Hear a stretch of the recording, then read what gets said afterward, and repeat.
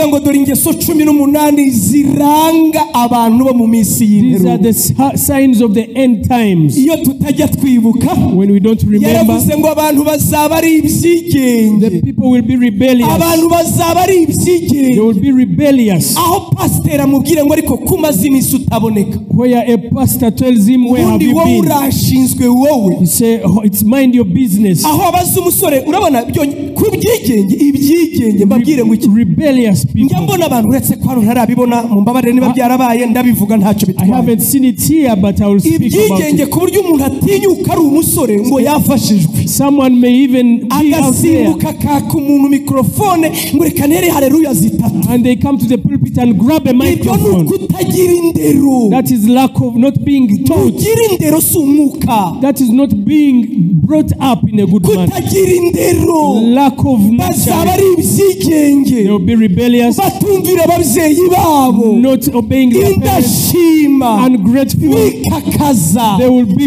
proud. What I fear more. Having a form of godliness but denying his power. They speak of holiness. No power of holiness. You told Timothy, say, like turn away.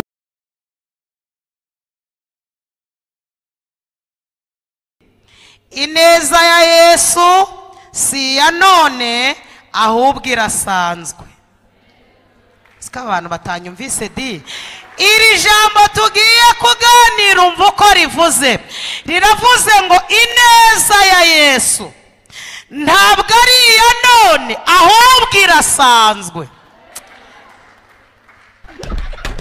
Kansubiremo kugira ngo munyumve neza. Iri jambo riragira riti ineza ya Yesu si ya none gusa ahubwo irasanzwe. Tugiye kuganira gato ku neza y'Imana. Muvuge ngo amen. Tugiye kuvuga gato ku neza y'Imana. Kandi kuvuga ku neza y'Imana ntabwo biraza kungora kuko natwe ubwacu turi ibihamya.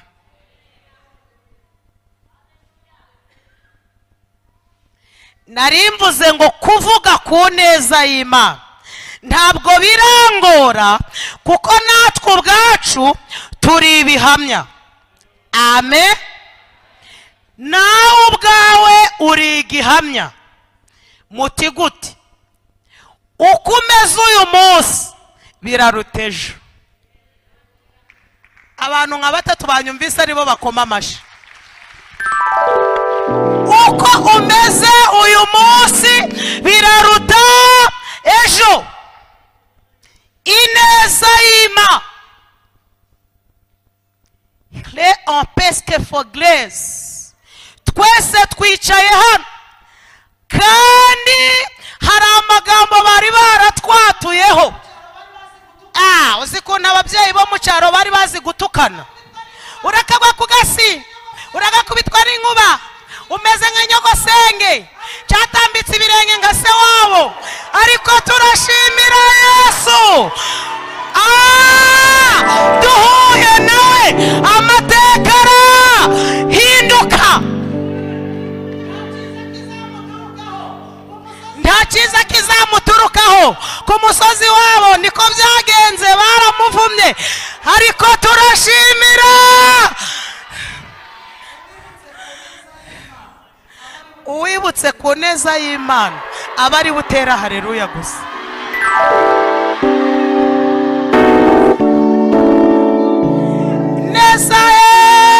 Ineza ye arayibonye ababisha bangose ineza ye.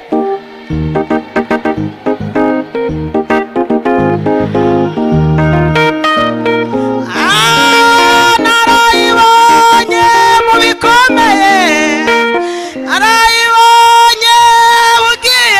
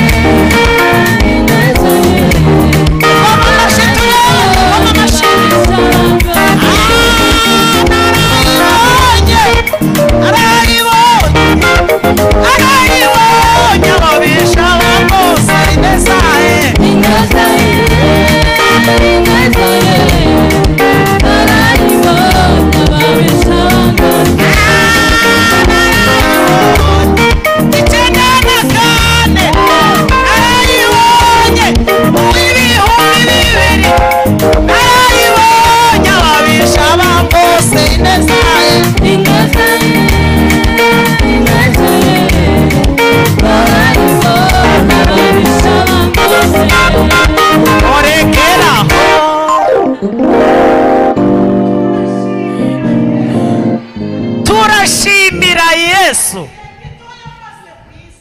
mu gihe gito yamaze ku isi, abagize amahirwe yo guhura nawe, abagize amahirwe yo kwicarana nawe, abagize amahirwe yo kumenyana nawe, ntabwo yabakuriye mwaho, ahubwo yabasigiye ikimenyetso. Muranyumvise? Yabasigiye iki? Ikimenyetso. Yesu atandukanye n'abandi. Abandi yo muhuye ibibazo biriyongera, ariko we yo muhuye afata ibibazo akabijugunya akaguha igisubizo.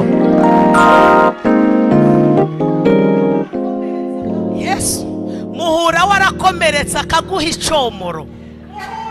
Se muranyumvise ahari?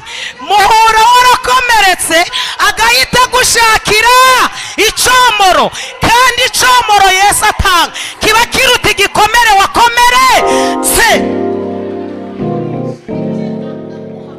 Muhura uri inshike akaguha amashami, warakokotse akaguteraho amashami, bantu barakujugunye akakuzana mu rugo, barakwibagiwe agakora ikiratuma bakwibuka. Aherutse kwandika ngo ikizi ngo yemwe abarushe n'abaremerewe, mwamukomera amashyi ko yemeye kwishiraho indusha.